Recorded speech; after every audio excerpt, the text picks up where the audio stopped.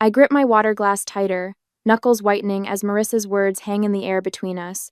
"So next week I'll be moving into your place," she says with a casual smile, as if announcing she's switching to almond milk or taking up jogging, just until I figure things out.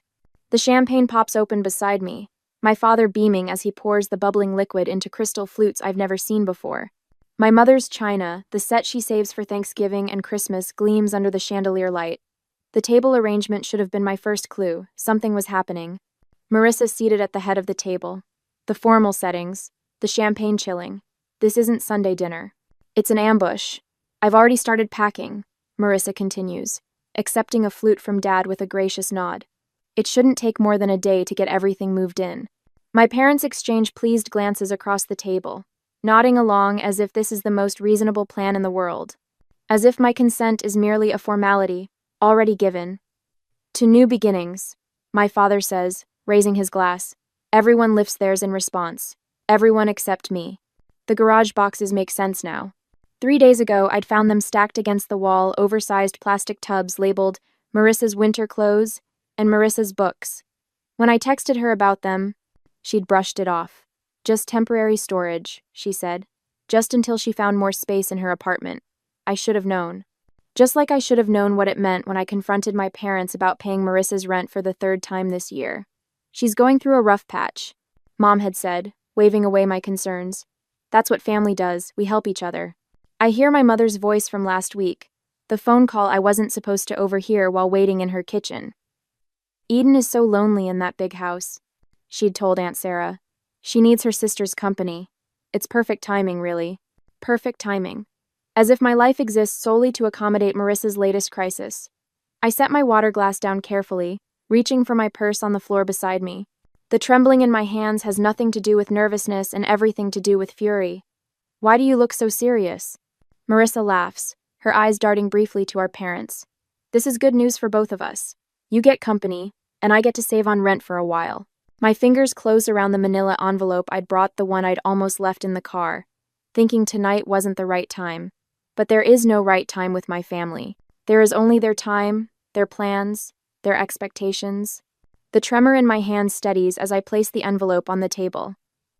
"Actually," I say, my voice calmer than I feel, "I have news too." My parents' expressions shift instantly. My mother's smile falters, eyes narrowing slightly. My father lowers his champagne glass, forehead creasing with concern. The change is subtle but unmistakable, the united front forming against the daughter who isn't following the script. "What kind of news?" My mother's tone carries a warning. "Don't ruin this. Don't be difficult." I feel the weight of the familiar labels hovering in the air: selfish, difficult, uncaring. The stakes of defiance are clear. Disagree and become the family villain. Again. Looking at their expectant faces, I realize this pattern has defined my entire life. Marissa takes. I give. My parents enforce the transaction. The roles never change. The lines never shift. Until now. I place the manila envelope in the center of the table, my fingers lingering on the edge. The room falls silent, my family's anticipation hanging heavy in the air. "What's that?" My mother's voice carries a hint of irritation, as if my interruption is derailing an already settled plan. "This," I say, carefully withdrawing the papers inside, "is the sale agreement for my house. I sold it last week. I have 30 days left before I move." The silence that follows is absolute. Marissa's champagne glass slips from her fingers, shattering against the hardwood floor. No one moves to clean it up. My father's mouth opens and closes like a fish suddenly finding itself on dry land. "You what?" Marissa finally whispers. I flip through my phone, pulling up the Pinterest board I discovered this morning. Interesting timing, isn't it? While you were planning to move in, Mom and Aunt Sarah were already designing your future bedroom in my house. I turn the screen toward them, displaying their meticulous board labeled Marissa's new room. My throat tightens as I watch recognition flash across their faces. 9 years of saving every possible penny, working overtime, sacrificing vacations and new clothes, all to afford that house, my dream home. And to them, it was just another resource to be redirected to Marissa. My father stands abruptly, towering over me. "You can just cancel the sale," he says, waving his hand dismissively. "These things have cooling off periods." My mother rises too, resting her hand on his arm. Eden, we already promised Marissa she could stay as long as she needed. You can't possibly expect her to find a place in 30 days. Actually, Aunt Sarah pipes up from the end of the table. We were going to move most of her things next Tuesday while you were at work, just to make it easier for everyone. The coordinated betrayal steals my breath. I glance at Dorothy, my mother's oldest friend, sitting uncomfortably beside Aunt Sarah. She stares fixedly at her plate, avoiding eye contact with everyone. You can't do this, my father says, his voice hardening. What about your property taxes coming due? You know I always help with those. The implied threat isn't subtle. His one annual contribution to my finances dangled now as leverage. Eden, my mother says softly, her voice taking on the concerned tone she uses when discussing unstable people. I'm worried about you. This kind of impulsive decision-making isn't like you. Are you feeling all right? Have you been taking care of yourself? I recognize the strategy immediately. If not compliant, then possibly unwell. It's a familiar path in our family dynamic, one that's kept me in line for years. You did this on purpose, Marissa accuses, tears streaming down her face. You found out I needed a place to stay and sold your house just to spite me. The accusation lands like a physical blow. This is how it always goes. My boundaries recast as cruelty, my self-preservation painted as selfishness. For a moment, I consider explaining the truth. The catastrophic roof replacement that drained my savings, the water line break, the heating system failure. The mounting financial pressure that made selling not just advisable but necessary. But what would be the point? They've already cast me as the villain in this family drama. Why give them more ammunition? I made this decision for my own reasons, I say instead, keeping my voice steady. And it's final. So you're just going to leave your sister homeless? My mother's voice rises. After everything we've done for you? The familiar weight of guilt settles on my shoulders. Everything they've done for me. The invisible ledger of family obligation that only ever seems to accumulate in one direction. Marissa isn't homeless, I point out. She has an apartment, and if that doesn't work, she has your spare bedroom. That's not the point, my father interjects. Family helps family. Period. Anyone. The unspoken remainder of that sentence hangs in the air, and you're not being family.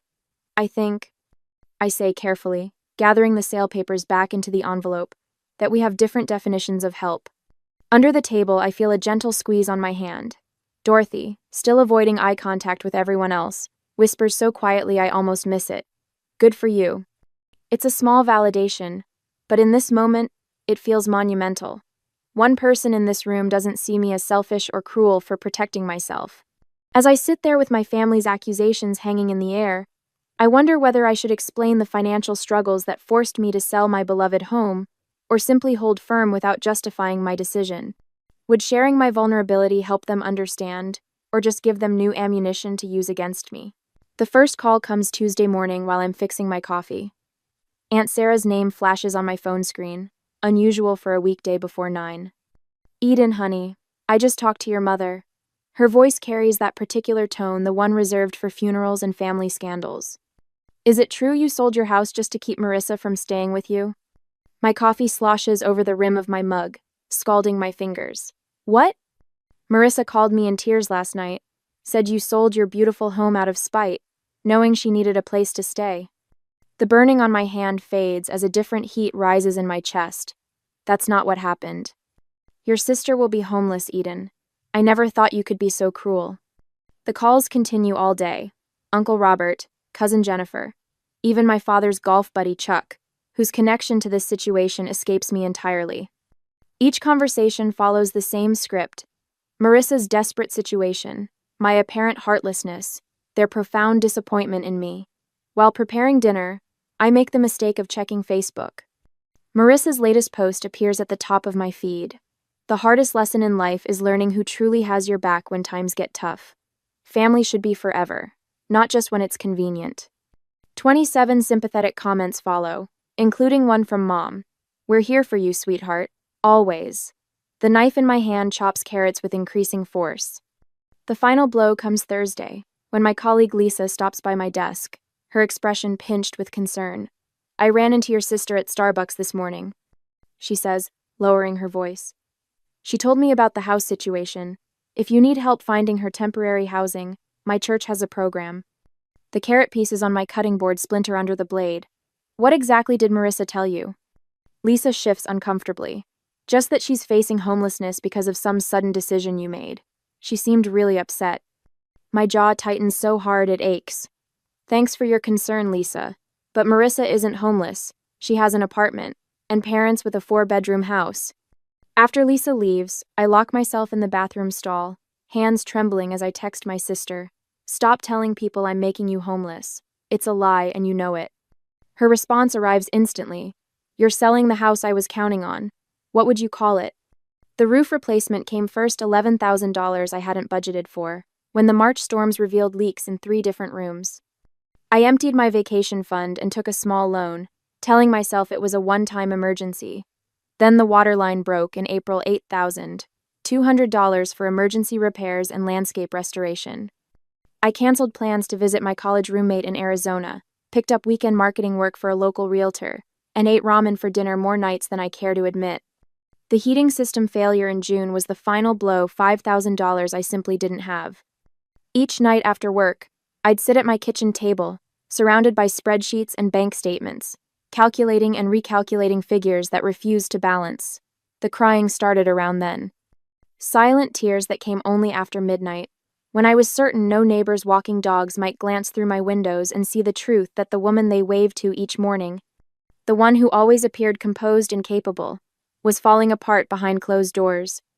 My reflection in the bathroom mirror each morning reveals the caustic dark hollows beneath my eyes that concealer can't quite hide, collarbones more pronounced against my blouses. When my pants began slipping at the waist, I punched new holes in my belt, rather than buy smaller sizes. Temporary situation, temporary solution. While maintaining this facade, I pack my home each evening. 9 years of memories sorted into keep, donate, and trash. Books that once lined entire walls now fill boxes stacked in corners. The wedding photos of friends, the graduation pictures of cousins, the vacation snapshots all bubble-wrapped and nestled in containers labeled with blue marker. Through it all, I document everything. Bank statements in chronological order. House repair invoices filed by date and category. Text messages screenshot and saved. A fortress of paper proof against the siege of family fiction. While packing my office bookshelf, I find it a framed photo I'd almost forgotten. Me, standing on the front porch of this house, the day I signed the mortgage papers, keys clutched in my hand, smile threatening to split my face. The realtor had taken it as a surprise, catching the exact moment I realized I'd actually done it, purchased a home entirely on my own. I traced the frame's edge, remembering that feeling. Pride without a hint of apology. Accomplishment without anyone else's approval attached. I place it carefully atop the nearest keep box, this tangible reminder of what I built and what no one can diminish. The doorbell rings Saturday afternoon, while I'm wrapping dishes in newspaper. Through the front window, I spot my parents' Buick in the driveway, Marissa's red compact behind it. No warning text, no courtesy call. I consider not answering, but the knocking grows more insistent. When I open the door, they file in like funeral directors, solemn, judgmental, prepared to manage a difficult situation. Mom spots the boxes immediately. You're really going through with this madness. I fold the newspaper around another plate, securing it with tape. The closing is in 3 weeks. Your sister needs you. Mom's voice rises slightly. You've always been selfish, but this is beyond understanding. Your sister needs you. The plate in my hands remains steady, though something shifts inside me.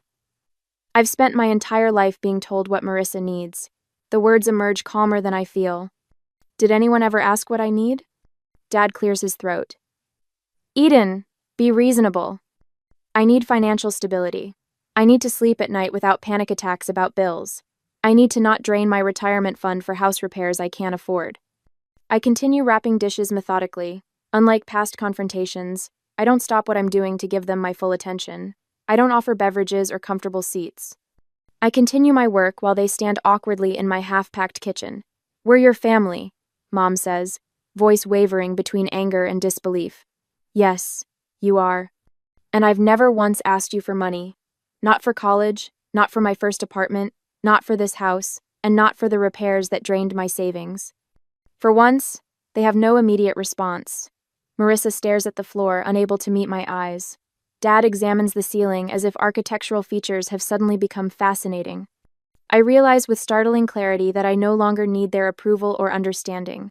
The constant ache for validation I've carried since childhood has quieted, replaced by something sturdier. When I stand to reach for another stack of plates, I notice my posture has changed. Shoulders back, spine straight, eyes level with theirs instead of downcast as usual. The physical manifestation of an internal shift. Dorothy arrives that evening with Thai food and 2 bottles of wine. She helps me pack photo albums while sharing stories of her own sister, the one who didn't speak to her for 3 years after Dorothy refused to co-sign a loan. Family patterns are the hardest to break, she says, carefully wrapping a crystal vase my grandmother left me. But sometimes breaking them is the only way forward. Monday brings an unexpected text from my colleague Thomas. Need help moving? Got a truck and strong back. Family often sees us least clearly. Just say when. That afternoon, Barbara, my financial advisor, emails confirmation of my townhouse application approval. Based on your financials, this move reduces your housing costs by 42%. The right decision for your long-term security.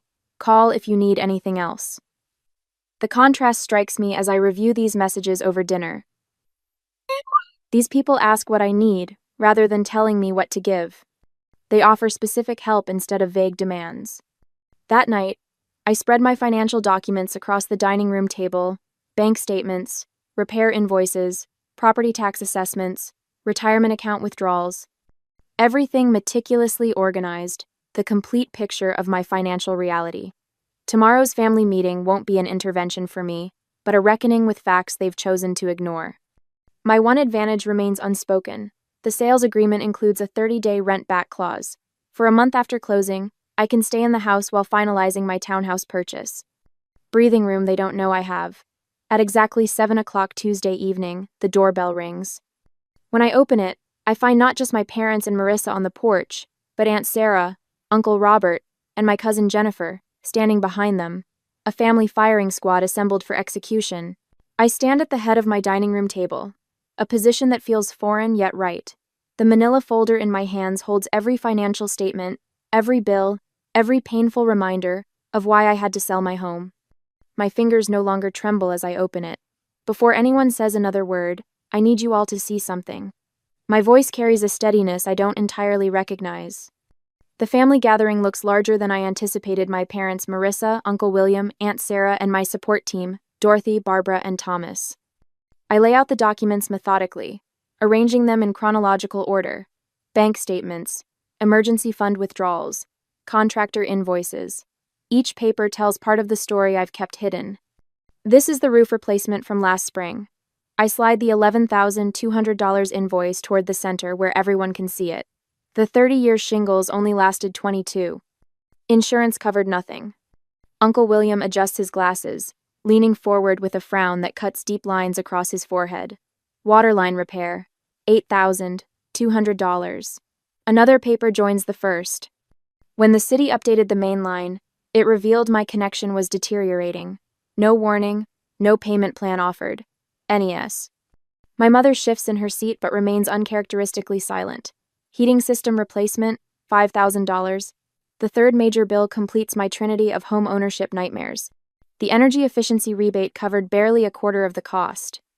I maintain direct eye contact as I speak, something I rarely managed in family confrontations before. Barbara nods almost imperceptibly from her seat near the window, encouraging me to continue. My emergency fund is gone. I place my bank statement on top, the balance painfully clear. My financial advisor recommended selling while the market is still hot rather than risking a forced sale later when I might be underwater. Marissa's chair scrapes against the hardwood as she stands abruptly. This is creative accounting, Eden. You've always been good with numbers when it suits you. Her voice carries the familiar accusatory edge. You're just trying to avoid your family responsibilities. Uncle William, whose judgment I've feared since childhood, surprises me by turning toward my sister. Marissa, what's your current employment situation? Last I heard you were between jobs. The unexpected redirection leaves Marissa fumbling. I'm exploring opportunities. The job market is complicated right now. My mother jumps in. William, This isn't about employment. Family duty exists regardless of finances. Eden has always had that beautiful house with all that extra space. Speaking of space, Aunt Sarah interjects, her reading glasses perched on her nose as she examines my heating bill. Why can't Marissa stay with you and Roger? You have that guest room you just redecorated. The conversation shifts like a current, pulling away from me and swirling around the room as family members begin questioning the arrangement I've endured my entire adult life. Dorothy clears her throat. I've known this family for 20 years. Eden bought her house without any family financial support. Meanwhile, I've watched Marissa receive help with rent, car payments, and credit card bills repeatedly. Her voice carries the weight of long observation. The pattern has been clear to everyone except those closest to it. Barbara straightens her blazer before speaking. As Eden's financial advisor, I can tell you that enabling financial dependency ultimately harms both parties. The one giving depletes their resources, while the receiver never develops crucial life skills. Thomas, sitting quietly until now, leans forward. My brother lived with my parents until he was 42. They paid his bills, made his appointments, solved his problems. When they passed, he had no idea how to function. He lost their house within a year because he never learned to manage money. He glances at my parents. Sometimes the most loving thing is to stop rescuing someone. The room falls unusually quiet as these outside perspectives penetrate the family mythology we've operated under for decades. Uncle William breaks the silence. Eden, why didn't you share these financial struggles sooner? I hesitate, the question catching me off guard. Should I maintain the privacy and independence that had served as my armor for years? Or would opening up to select family members create the support system I never thought possible? Before I can answer, my father shifts in his chair, eyes fixed on the hardwood floor. It's the first time I can remember him sitting through a family discussion without dominating it. My mother's rigid posture gradually softens, her hands now resting open on the table instead of clenched in her lap. Marissa stands suddenly, grabbing her purse. This is ridiculous. You're all acting like I'm some kind of parasite. Eden has always been the golden child with her perfect house and perfect job, while everyone ignores how hard things have been for me. When no one jumps to her defense, she storms toward the door. The slam echoes through the house as she leaves. Uncle William waits for the reverberations to fade before speaking again. I think it's time we had a family financial planning session, for everyone. He looks pointedly toward my parents, including Marissa. My mother's eyes glisten with unshed tears, but for once, they're not being weaponized against me. My father reaches for her hand across the table, his face unreadable, but his silence speaking volumes. For the first time in a family confrontation, I'm not the one left feeling like I've done something wrong. I arrange the last of my kitchen glasses into a box, wrapping each one in newspaper with methodical precision. My final week into my 30-day countdown, and the house already feels hollow, memories peeling away with each item packed. The doorbell rings. I check my watch right on time. My parents are nothing if not punctual when they have an agenda. I open the door to find not just my parents but Marissa too, standing on my porch like a united front. My mother clutches her purse with white knuckles. My father's smile appears rehearsed. Eden, honey, my mother says, stepping inside without waiting for an invitation. We've been talking, and we think we've found the perfect solution. A compromise, my father adds, his voice carrying that false cheerfulness he reserves for difficult conversations. Marissa follows them in, her eyes darting around my half-packed living room before settling on me with a practiced look of gratitude. I really appreciate you hearing us out. They arrange themselves on my couch, the only piece of furniture not yet wrapped in moving blankets, while I remain standing. The power dynamic isn't lost on me. We know selling the house is your decision. My mother begins, punctuating her words with a nervous laugh. But instead of Marissa moving in with you, what if you helped her get her own place? My father nods enthusiastically, while carefully avoiding any mention of actual numbers. Just a loan to get her started. With your success, it would hardly affect you. Unlike me, Marissa interjects, her voice soft and rehearsed. Some people just have bad luck, you know?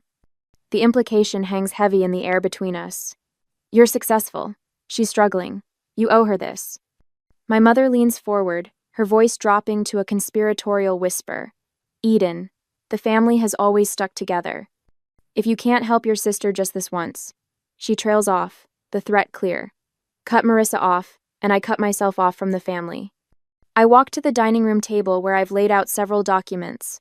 They watch me, confusion replacing their certainty. I'm meeting with my lender tomorrow, I say, picking up a pre-approval letter. For a townhouse downtown, the monthly payment will be nearly 40% less than my current mortgage. I hand the letter to my father, whose eyes widen at the numbers. Selling this house isn't just about Marissa. It's about rebuilding my emergency savings after 3 major home repairs drained them. It's about reducing my financial stress. I take a deep breath. It's about finally prioritizing my financial health. My mother starts to speak, but I hold up my hand. I can't support Marissa financially, I continue, but I can help her support herself. I pull a business card from my pocket and hold it out to Marissa. She stares at it without taking it. Our marketing department has an entry-level position opening next week. The starting salary would cover rent on a 1-bedroom apartment. I spoke to HR yesterday, and they'd be willing to interview you. Marissa's mouth opens, then closes. For once, she seems genuinely speechless. This isn't charity, I add. It's an opportunity. Whether you take it is your choice. My father stands abruptly, moving toward the window where bare hooks show where family photos once hung. Eden, be reasonable. Marissa needs... No, I interrupt, walking to the coffee table where I've placed a manila folder. This is what being reasonable looks like. I am C of no. I open the folder and pull out a spreadsheet, placing it on the table between us. The itemized list contains every financial gift my parents have given Marissa over the past 5 years. Car payments, rent supplements, credit card bailouts. The total at the bottom, circled in bright red, makes my mother gasp. I compiled this from the conversations you've had in front of me. I suspect the actual total is higher. My father picks up the paper, his forehead creasing as he studies the numbers. This isn't love, I say quietly. It's dependence, and it's hurting both of you. My father opens his mouth to object, then falls silent, his eyes fixed on the spreadsheet. We just wanted to help her, my mother whispers, tears welling in her eyes. The best help is teaching someone to stand on their own, I reply, my voice steady despite the hammering in my chest. You taught me that once, remember? When I wanted to quit college because it was too hard? The memory hangs between us, my father refusing to let me move back home, when calculus overwhelmed me, insisting I find a tutor instead. We're doing you no favors by making life too easy, he'd said then. Strange how principles change when applied to different daughters. The silence stretches, broken only by the sound of packing tape from the box I'd abandoned when they arrived. Finally, my father puts his arm around my mother's shoulders. We should go, he says quietly. They walk to the door, my mother not quite meeting my eyes. Marissa hesitates, looking back at the business card still in my hand. I don't need your charity job, she says, but there's less conviction in her voice than usual. I place the card on the entryway table. It's not charity, it's opportunity. She turns away, but as she follows my parents out, I catch her slip the card into her purse when she thinks I'm not looking. The door closes behind them. I stand in my half-empty living room, listening to their car start and pull away.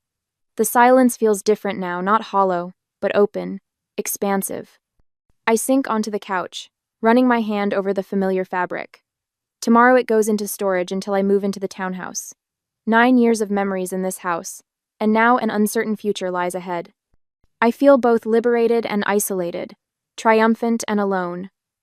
The family dinner next month looms in my mind. Will they even still want me there?